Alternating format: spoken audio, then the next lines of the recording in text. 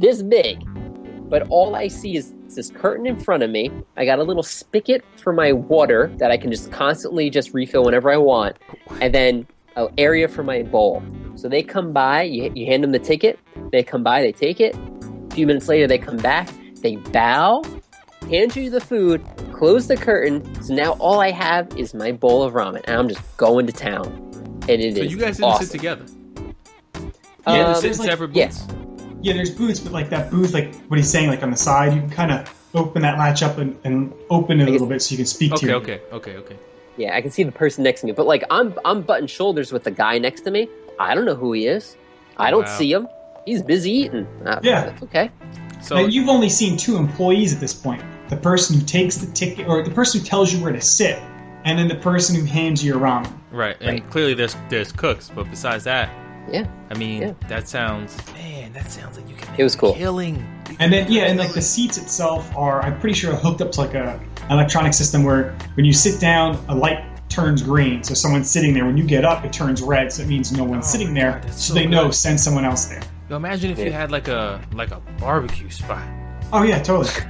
Totally. You pay first, right? Like there's no questions if you just pay first and you go and oh my god, that sounds Yeah, it's it's like so the quick. greatest idea ever. So we kind of went on a tangent here. I know we wanted to talk about video games and games, but now we got into Japan a little bit. I will talk about our last night at the sushi restaurant about this whole like restaurant thing. We walked in and it's like there's two different types of conveyor belt sushi. This one in particular was kind of like a train belt. So you would sit down and you have like an iPad in front of you and that's your menu. You go through the iPad, blah, blah, blah, blah. Okay, I want this. Bing, order. Maybe a minute later, you get this notification on your iPad. Here comes the sushi. It stops right in front of you. You take it off the tray. You go, yep, I received it. And that's it. And you just order everything that you want. And your order goes on this like placard that has your number on it. So then whenever you're done, you just walk up, you don't wait for a check or anything. You just walk up to the cashier. They scan your little barcode. They're like, oh, that's $12.50. I'm like, oh, here you go. Out. Oh That's my it. god, that is crazy. So Imagine efficient. if you had a spot like that where you could go over there and be like, put a burger and fries on my plate. Wham. Fucking 6 pieces of fried chicken. Wham. Oh my god. I guess you couldn't do burger stuff because that would take a while to cook. But if you had like salads, wraps, fried food you could do because you can just keep that stuff warm. You know what I mean? Oh my god, that sounds like the best It was idea. cool. It's like crazy little that their finger food. technology. It's crazy the way that they innovate something as simple as a restaurant. Because if you go to a restaurant here, it's the same everywhere. Besides the music, the environment that you're in, it is the same. Yeah. They went so far as to innovate, and you already told me like two completely different things. Mind you, you told me you order at a vending machine and then you sit and get your food handed to you to a curtain, and then this other one you have a train that brings you food in a minute. Yeah. That is. It's so nice mind-blowing. because you don't have to Mind-blowing. worry about like, did you get the check yet? We have to wait for this woman to come around, this person to come around and get us a check. Yesterday we went out to eat and we couldn't. The woman just disappeared. Couldn't get our check. So the fact that is a thing where it's just like, I'm gonna go up and pay myself and leave. That is fantastic. Like I wish I could. That sounds like something we need to invest in. If I hit some kind of money, I'm getting a Japanese style soul food joint. Yeah. That's it. That sounds great. Anything else with like food? Did you guys eat anything interesting or anything that was absolutely disgusting? Corey eat anything, right? I will eat Yeah. anything. You don't care. I had tongue and gross. some sort of animal intestines. That's also gross. Whatever. I did it. I'm in Was Japan. was it good? The tongue really wasn't that bad. The intestines, what did I call it? It was like a, like when you're in a steak, like the fat on the side that you cut off. Like the gristle? Yeah, eat that, but it has the texture of like a rubber band. Oh my god, no thanks. That's what it was. So. No thanks. See, I can't stomach something like that, man. I cannot even eat it. Chris, what about you? You eat any like just stuck to plain Jane ramens and stuff? Oh yeah, we stuck to ramen, some udon. Becky and I were, we did not do any of that crazy. We had the wagyu and stuff, but we didn't do any intestines. Okay, so when Corey got back, he handed me a bag of green tea Kit Kats. Now, when I first ate this at Corey's house, mind you, I took one and I ate it. It tasted like animal food. Like if you were in a bird food section of PetSmart and you smelled it, that's what this thing tasted like. But when I got home and they were in the fridge, dude, when they were in the fridge for like, and when they were chilled, they were actually good. I liked them. I thought they were good. I thought they were gross at first, but I ended up liking them. Chris, did you buy any? No. I did not buy any of them. I want to tell you that my wife probably spent a mortgage payment on the Kit Kats. They're like, the bags are pretty cheap. They're like $2.53 for a bag, you know. So you get like 9 or 12 like of like the Halloween size Kit Kats, you know. Or you can like spend, the 2 pieces. Yeah, like the really small ones, not like the big, you know, the bigger ones.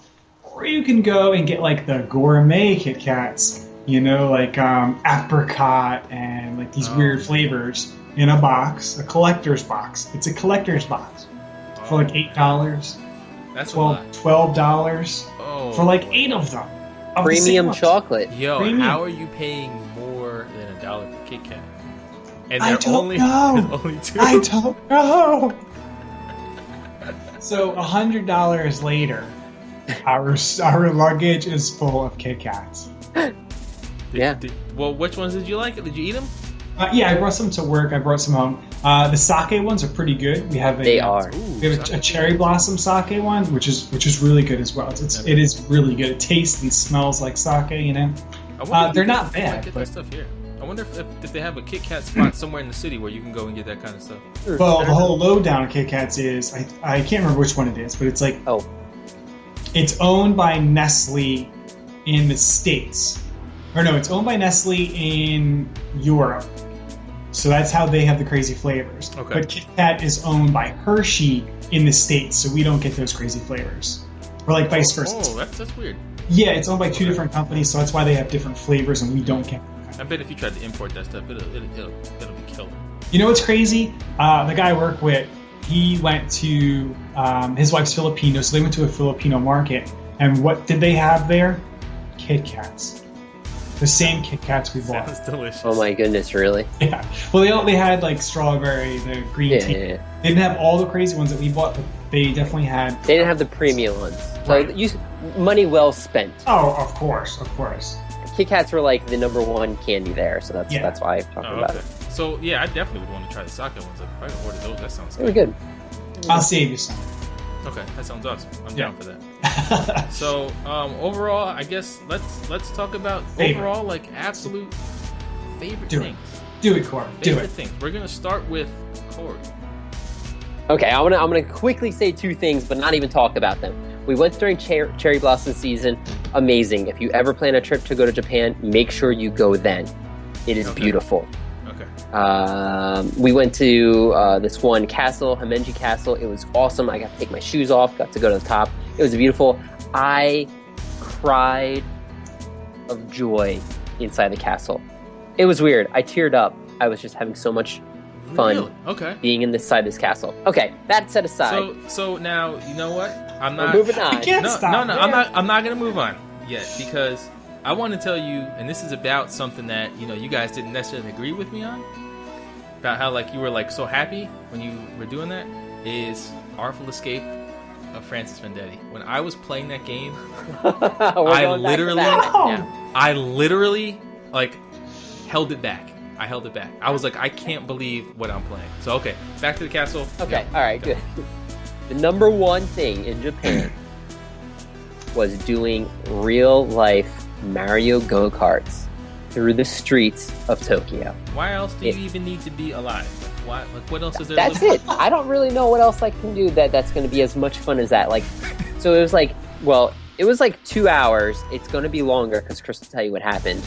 But it was like the 4 of us, another brother and sister couple, and then like our driver, like our leader, and we were just following him along. He looked like a real life Mario, like a retired Mario plumber, and now he's driving go-karts.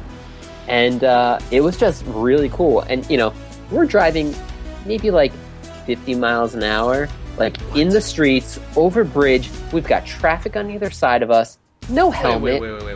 no seatbelt. You're telling me that these go-karts are doing 50 miles an hour and you are driving in traffic? I'm passing cars, motorcycles are passing me, I'm kind of like, pretending I'm throwing shells at them. People are stopping, they're taking our picture. It was awesome. It was really, really cool. Dangerous. Very dangerous. But you know what? It was like driving it to us. We're in New Jersey, New York. It was like driving down Times Square. Yeah. Oh my God. That all like these so people at night, all the signs are lit up.